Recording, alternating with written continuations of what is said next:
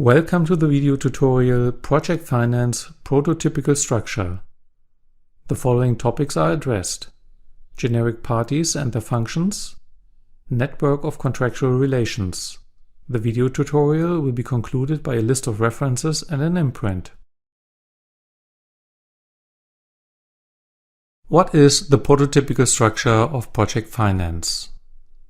If you look at a textbook graphic on project financing that prototypically shows possible parties and their possible functions, then this illustration could look something like the one shown here. It has to be pointed out that not all of the parties and functions shown here will be found in each and every project finance structure. In addition, there may be other parties and functions not shown here that only occur in very specific project constellations.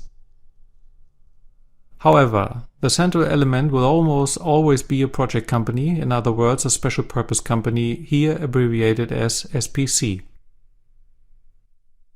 The SPC is owned by the shareholders, here referred to as equity sponsors. In the case of project financing, all parties that support the project financing directly or indirectly by entering into cash flow stabilizing or cash flow enabling obligations are referred to as sponsors. The shareholders support the project company by providing equity. The debt capital is mainly provided by commercial banks in the form of project loans. The loan agreement is concluded directly between the commercial banks and the project company. In the case of major international projects, multilateral lending agencies, here abbreviated as MLA, also contribute to the project financing on an occasional basis. A multilateral lending agency is an international financing institution that is jointly owned by a group of countries. Typically, the purpose of these agencies is to promote economic development and cooperation in a target region. Examples are the World Bank Group and its sub-organizations, the European Investment Bank, the Asian Development Bank, the European Bank for Reconstruction and Development, the African Development Bank, the Inter-American Development Bank, and many others. Multilateral lending agencies support projects with debt, guarantees and/or equity. Here, a loan agreement is assumed. Typically, the technical implementation of a project is carried out by an Epc Contractor.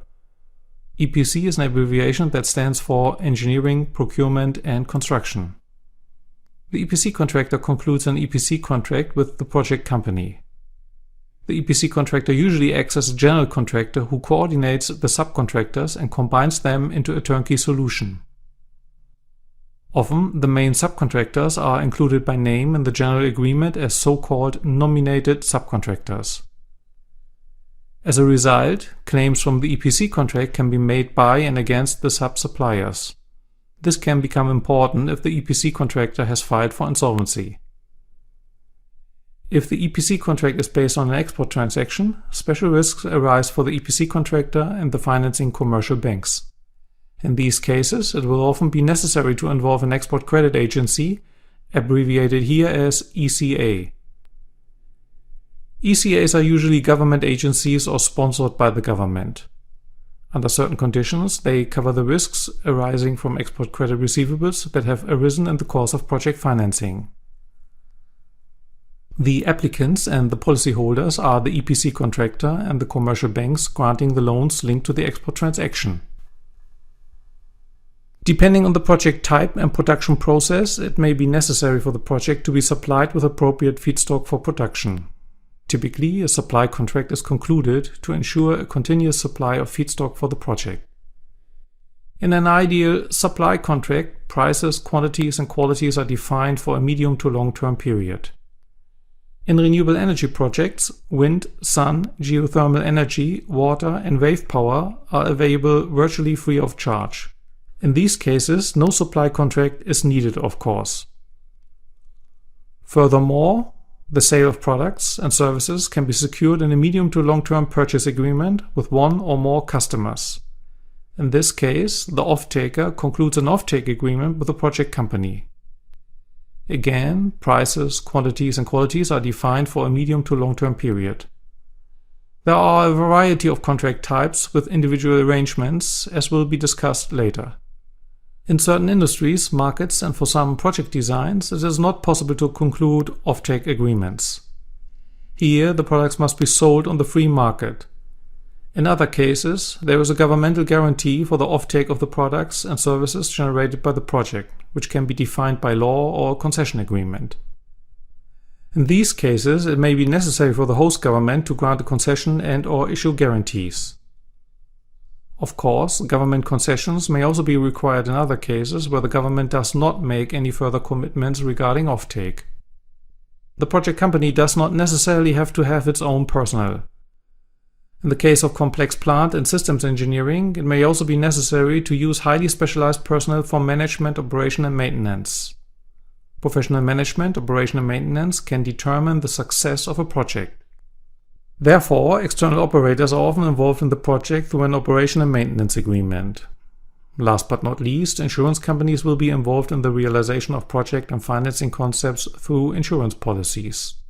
The existence of fire insurance, liability insurance, business interruption insurance, and other types of insurance is regularly a prerequisite for banks to participate in the project financing.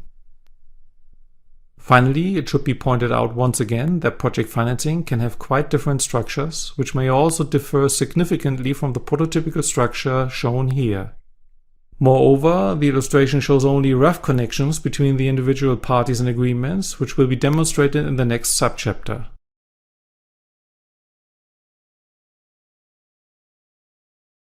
Why is project finance sometimes referred to as a network of complex long-term agreements? In the subchapter Generic Parties and Their Functions, the prototypical structure of a project financing was shown. In reality, the following picture is more likely to emerge. In this illustration, a number of important parties and their contractual relationships are shown in anonymized form for an actually realized project financing. What conclusions can be intuitively derived directly from the illustration without a great deal of prior knowledge of project financing practice? First, the complexity of project financing requires a high degree of coordination. Second, therefore, the planning and implementation of project financing is time and resource intensive. Third, due to the large number and complexity of contractual agreements, legal and other fees as well as other expenses are comparatively high. Fourth, as a result, project financing requires a certain project size so that the high planning effort is compensated by fixed cost regression effects.